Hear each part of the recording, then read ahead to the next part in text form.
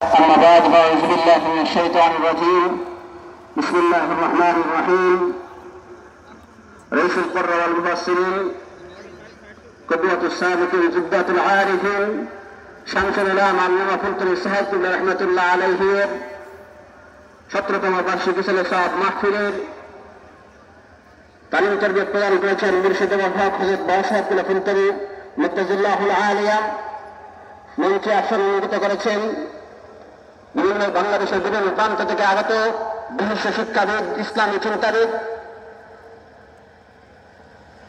বিভিন্ন স্তরের নেতৃবৃন্দ এবং আমার সামনে উপস্থিত আল্লাহ ফিলতরি সাহেবুল্লাহ রহমতুল্লাহ আলাইহির মুরিদিন মুহিব্বিন, আশিকানে মুস্তাফা, আশিকানে আউলিয়া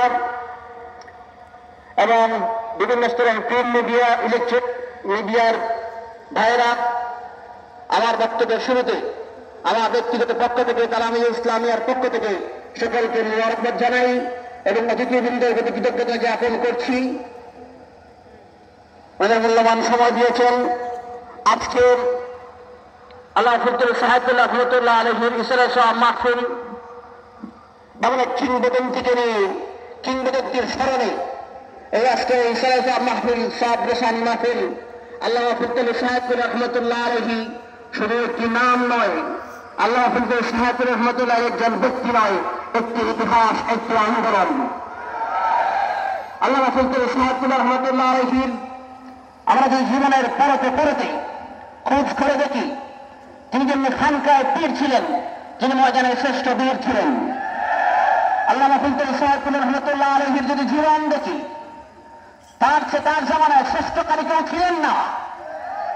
আল্লাহ ফিলতরি সাহেবুল্লাহ রহমতুল্লাহ আলাইহির যদি সংগ্রামের কথা বলি, দেশের স্বার্থে, দিনের স্বার্থে, ইসলামী তহজিব তামাদ্দুন রক্ষার স্বার্থে, দেশের সার্বভৌমত্ব রক্ষার স্বার্থে যখন মুসলমানদেরকে নিয়ে, ইসলামকে নিয়ে, ইসলামী শিক্ষাকে ধ্বংস করার প্রয়ত্ন হয়েছিল, তখনই যারা অগ্রণী ভূমিকা পালন করেছিলেন আল্লাহ ফিলতরি সাহেবুল্লাহ রহমতুল্লাহ ছিলেন তাদের মধ্যে অন্যতম।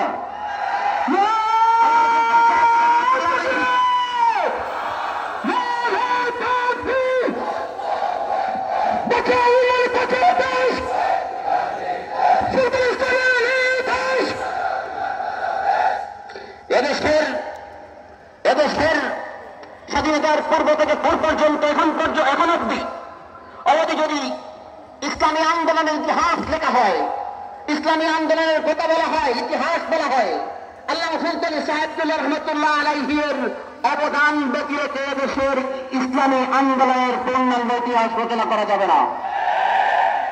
আল্লাহ ফিলতরি সাহেবুল্লাহ রহমতুল্লাহ আলাইহি এদেশের ছাত্র সমাজকে বাতিলাদের আগ্রাসন থেকে রক্ষার জন্য, এই সময়ের ছাত্র সমাজকে আহলে সুন্নাত ওয়াল জামাতের প্রতি আহ্বান করার জন্য, নবীন শিক্ষা দেওয়ার জন্য, ছাত্র সমাজের মধ্যে নবীর মহব্বত বিলিয়ে দেওয়ার জন্য উপহার দিয়েছিলেন বাংলাদেশ আঞ্জুমানে তালামিয়ে ইসলামিয়া। আমরা বাংলাদেশ আঞ্জুমানে তালামিয়ে ইসলামিয়ার পক্ষ থেকে আশ্বস্ত করতে চাই, আপনার সন্তান যদি তালামিয়ে ইসলামিয়ার পক্ষ থাকে, সে কখনো উস্তাদ রাসূল হবে না। আপনার সন্তান যদি তালামিয়ে ইসলামিয়ার পক্ষ থাকে, তালামিয়ে ইসলামের কর্মী হয়ে কাজ করে, তার সাথে থাকবে কলম, কখনো অস্ত্র নয়। আমরা তালামিয়ে ইসলামের কর্মীদেরকে, এদেশের ছাত্র সমাজকে আধিপত্য বিস্তারের কথা বলি, কলমের মাধ্যমে তার ভয়ে কোন হল দখলের জন্য আশ্চর্যজনক আমি শিক্ষা দেওয়া তালামিয়ে ইসলামিয়া।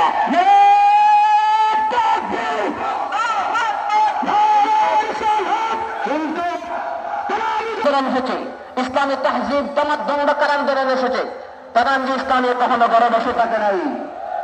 আল্লামা ফিলতরি সাহেবুল্লাহ রহমতুল্লাহ আলাইহি যেহেতু চেতনার বীজ বপন করে গিয়েছিলেন, তালামিয়ে ইসলামিয়াকে ইসলামের মিলিটারি বলেছিলেন, সেই লক্ষ্যে তালামিয়ে ইসলামিয়া পালন করতে বদ্ধপরিকর রয়েছে। এবং আগামীতে যদি কখনো ইসলামের তাহজিব তামাদ্দুনকে কেউ মৃত্যু দিতে চায়, এদেশকে যদি নিজের মস্তক দখলের জন্য নিজেকে ইসলাম বিরোধী বানিয়ে ইসলামকে টার্গেট করে, নবীর শানে আঘাত করে, অবস্থাকে নবী যদি কেউ ভাবে নিজের পপুলারিটি বাড়াতে চায়, তালামিয়ে ইসলামের লক্ষ্য কর্মী প্রস্তুত রয়েছে তাকে প্রতিহত করার জন্য।